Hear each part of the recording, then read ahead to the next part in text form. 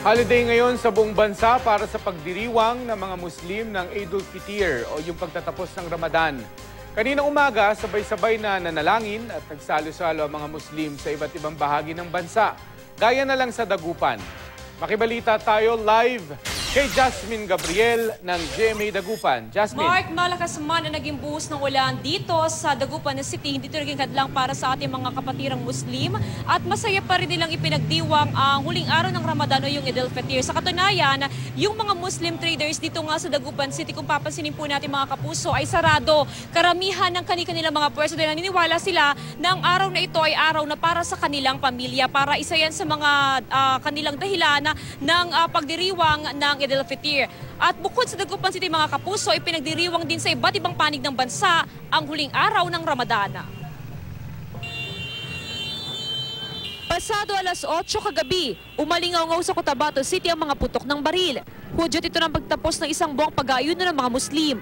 Ayon sa Moon Sighting Committee ng National Commission on Muslim Filipinos, ang pagkakakita sa New Moon o Hilal ang hudyat ng Eid al-Fitr o pagdiriwang sa pagtapos ng Ramadan.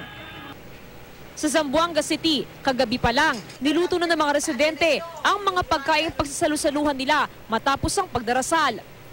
Sa kalsada naman nanalangin kaninang umaga ang mga Muslim sa Kidapawan City. Ganito rin ang ginawa ng mga Muslim sa Cotabato at Maguindanao. Panalangin nilang lahat ang kapayapaan at kaunlaran sa Mindanao. Pagkatapos ng panalangin, nagsalo-salo sila. Sa Lawag City, hindi alindan na ng mga Muslim ang masamang panahon. Maaga silang nagtungo sa mosque sa lungsod para sabay-sabay na manalangin. Libo-libo rin na nagpunta sa Golden Mosque sa Quiapo kaninang umaga. Maging sa Blue Mosque sa Maharlika Village sa Taguig. Ang ibang pamilyang Muslim sa Quezon Memorial Circle nagdiwang ng Eid al-Fitr. May bitbit silang mga pagkain at doon nagpiknik. Nagkaroon din ng parlor games para sa kabataan.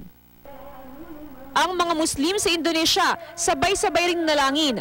May iba namang nagpunta sa mga sementeryo para dalawin ang mga namayapan nilang mahal sa buhay at doon na rin nanalangin. Sa Palestine, maagang naghanda ang mga Muslim para sa selebrasyon.